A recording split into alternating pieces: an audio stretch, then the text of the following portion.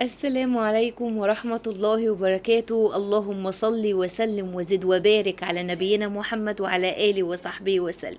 يا صباح الفل والستر والسعادة والياسمين والرزق وكل حاجة حلوة في العالم. عاملين ايه يا حبايب قلبي؟ وحشتوني وحشتوني وحشتوني.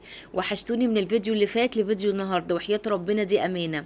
أخباركم ايه؟ النهاردة يوم جديد وشمس يوم جديدة وفيديو جديد، ويلا بينا نسمي الله ونصلي على الرسول ونشوف احنا هنعمل ايه.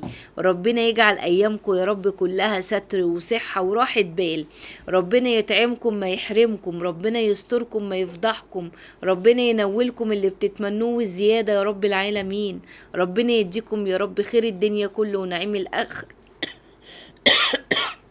عفوا معلش. ربنا يديكم يا رب خير الدنيا كله ونعيم الاخره. يا حبايب قلبي بحبكم قد العالم، بحبكم قد العالم. شوفوا لكم حل بقى، انا بحبكم بجد. ربنا يرضيكم ويرضيكم ويرضى عنكم يا رب.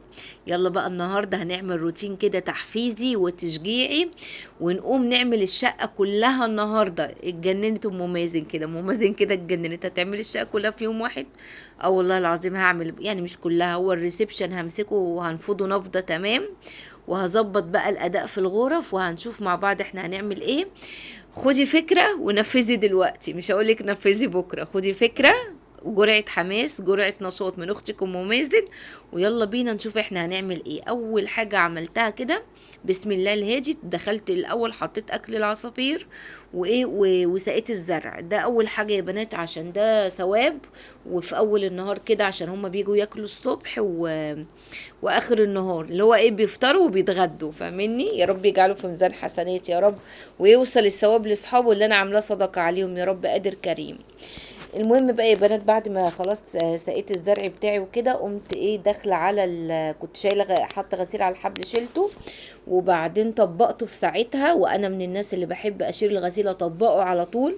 ما تحطيش ثبت الغسيل اللي انت لمتيه او طبق الغسيل اللي انت لمتيه اول، يعني ترميه وتركنيه على طول كده على السريع. وانت واقفه بسرعه شيلي ورصي في مكانهم.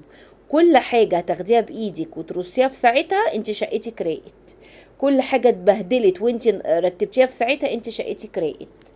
انت فاهمة قصدي؟ انما تشيلي الغسيل وتركنيه بقى، او غسيل يجر غسيل، واحنا طبعا بنغسل على طول عشان الولاد، ربنا يزيد ويبارك. فهتلاقي نفسك كل شوية عندي غسيل متكوم على اللي هو ايه، اللي على الحبل، اللي في الطبق، اللي في السبت. لا، نظمي حياتك، نظمي حياتك. اعملي لكل حاجة في وقتها. يعني ايه كل حاجة في وقتها؟ يعني انت غسلتي ولميتي الغسيل، غسلتي طلعي من الغسالة وانشري، ما تسيبوش في الغسالة لما يكمكم ويبقى ريحته صعبة. والله العظيم صدقيني الحاجة اللي تقولي هعملها كمان شوية مش هتتعمل. الحاجة اللي تقولي طب خليها اما بس اخلص اللي في ايدي دوت وهبقى ارجع اعمل ده، والله ما هتتعمل. كل حاجة بتتعمل في وقتها نفدت من عليكي ونزلت من على راسك. انما بقى هتركنيه عشان تيجي تعمليها كمان شويه، لا شكرا خلاص كده مش هتعرفي تعمليها تاني. انا ماشيه على المبدأ ده. الحاجه اللي انا يعني عايزه اعملها بعملها في ساعتها، ما اقولش خليها لبكره. لان انت لو خليتيها لبكره مش هتعرفي، مش هتعرفي تعمليها، وما انتش عارفه بكره في ايه. ربنا يجعله خير. وفي نفس الوقت هتتراكم عليكي، ما بكره ده جاي بطلبات جديده. فانا بحب، انا من الناس اللي بحب اعمل كل حاجه، يعني مش كل حاجه، يعني كل حاجه تتبهدل او كل حاجه انا مقرره ان انا هنضفها اعملها في ساعتها. دخلت المطبخ معايا المواعين اشطب المواعين، طبخت الاكل ادعك البوتاجاز. انت فاهماني؟ شديت سجادة المطبخ وقمت كنسه المطبخ ومسحاه. كده كل حاجه في ساعتها بتخلص من عليكي. ما تعوديش ان انت تركني شغلك. وحاجه تانية برضو هقولك عليها حبيبه قلبي، انا من الناس برضو اللي بحب اعمل حاجتي في البدري. يعني انا ممكن، انا اصلا انا ما بحبش السهر. يعني جه عليا فتره سهرت فيها، اللي هي كانت فتره امتحانات بنتي. انما ما بحبش السهر، انا من الناس اللي بحب انام بدري واقوم بدري. فاهماني؟ طب انت سهرتي، ما تعوقيش في النوم عن الساعه 10 تكوني قايمه تعملي اللي وراكي كله 10 الصبح على طول كده على السريع، داخله تتوضي وتصلي وقمتي مروقه الحمام وانت جوه. قمتي من اوضتك، قمتي مظبطه اوضتك وانت خارجه منها، ادي كده نفد من عليكي الايه، الحمام الحمام واوضتك. كده اعملي كده، انا بعمل كده، انا بعمل كده يا بنات.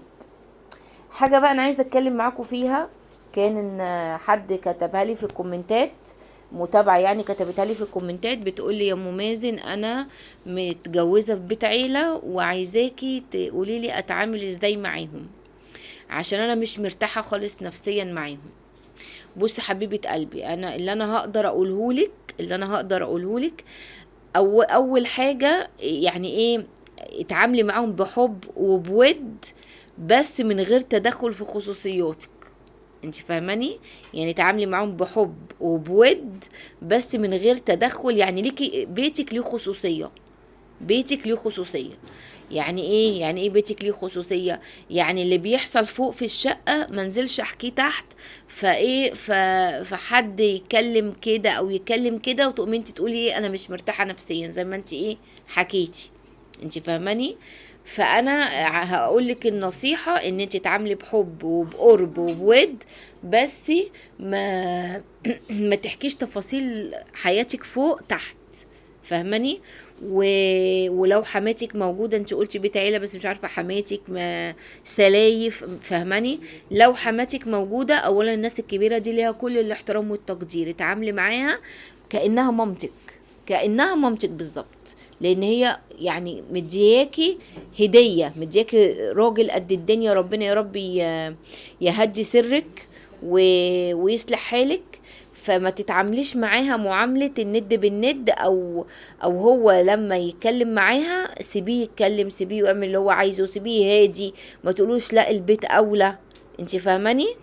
فتعاملي معاها عادي، بحب عادي خالص، بحب كأنها مامتك، يعني بمنتهى الأريحية كأنها مامتك. فاهماني؟ اما بقى لو ليكي سلايف، فهقولك على حاجة، العلاقة خليها طيبة، اللي هو ايه، يعني انا مش عايزه اقولها لك قوي ان هي تبقى سطحيه، لا يعني ايه، صباح الخير، عامله ايه، اخبارك ايه، الحمد لله تمام، بس كده، بس كده، من غير دخول في تفاصيل في تفاصيل حياتك وحياتها، ولا تدي فرصه لنفسك ان انت تسمعي عنها عشان هي كمان ما تسمعش منك. انت فاهماني؟ يعني انت يعني ايه، انا دايما ايه يعني في تعاملاتي انا بحب ايه، بحب اسمع، ما احبش ان انا اتكلم، انا مستمعة جيدة جدا. فاهماني؟ فما تتكلمي، ما تحكيش عن تفاصيل حياتك، اتعاملي معاها بحب، واعملي حدود لخصوصياتك، حدود ما حدش يتجاوزها، بالادب برضو، من غير مشاكل ومن غير خناقات، وخلي ليكي حياتك الشخصيه يا بنتي، وربنا يهدي سرك، ده اللي انا هقدر اقوله لك. انما ما تتعامليش مع حماتك بالذات الند بالند، واخوات زوجك يعني ايه، عامليهم بالحسنى وشوفي ردة فعلهم، يعني عامليهم بالحسنى وبحب واصل دي اخته، دي اخته، انت فاهماني؟ فيعني انت لما تكوني حلوه معاها اكيد هو هيشيلها لك وهيقدرها لك، لما تكوني انت حلوه مع مامته هيشيلها لك وهيقدرها لك، وهتلاقيها مردوده برضو في علاقته باهلك، يعني انت هتلاقيها مردوده بكده. طب مثلا زي ما انت بتقولي لي بسمع كلام بيتقال عني ومش عارفه ايه، والله هقول لك، ما دام ما سمعتش بودانك والكلام اتحكى كانك ما سمعتش حاجه، ما دام ما سمعتش الكلام ده بودانك واتحكالك كانك ما سمعتش حاجه، دي نصيحه مني ليكي. ليه بقى؟ اللي حكالك ده اكيد مش كويس او مش كويسه. فانا زي ما قلت لك كده، اللي بيوصل لك حاجه ده اكيد مش كويس، وعايزك تزعلي بقى وتشيلي وتحطي في الكلام اللي اتقال وفهماني، وتقعدي بقى تهري وتنكتي في نفسك. طب وليه يا بنتي؟ وليه تهري وتنكتي في نفسك؟ فانت حبيبه قلبي، اللي بيحكي لك ده مش ده حد مش كويس، اكيد اللي عايز يقول لك حاجه هيقولها لك في وشك. طب قالها في ظهرك، بسم الله ما شاء الله جالك حسنات وانت قاعده، بسم الله ما شاء الله كده جالك حسنات وانت قاعده. انت فاهماني؟ فانت حبيبتي، ما مش اللي اتقال عنك تصدقيه، انت ليك المعامله اللي في وشك. طب المعامله اللي في وشي يا ام مازن مش حلوه، اقعدي مع حماتك، لو المعامله من حماتك واتكلمي معاها، ماما وانا ضايقتك في حاجه، ماما وانا يعني بصي، مش ما تبدايش انت يعني بالزعل ولا ان انت تاخدي جنب من غير ما تفهمي، لا افهمي الاول، افهمي الاول، وخليكي دايما بنية صافية في التعامل، وشوفي ردة الفعل ايه، ردة الفعل اللي هتخليكي تقيمي العلاقة بعد كده. بس انا كنصيحة في العموم، ابدأي بالحب والمودة وقربي منهم.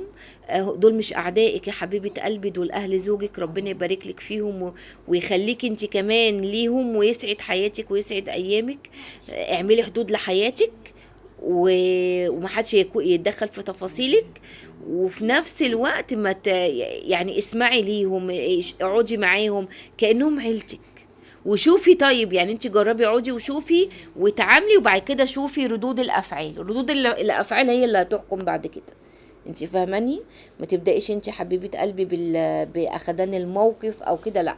واي حد يقول لك كلمه اتقالت عليكي، ده مش كويس، لان ده بيتعبك نفسيا. انت فاهماني؟ ده بقى كان فيديو النهارده، يا رب ينال رضاكم. واخر كلامي ان الحمد لله رب العالمين.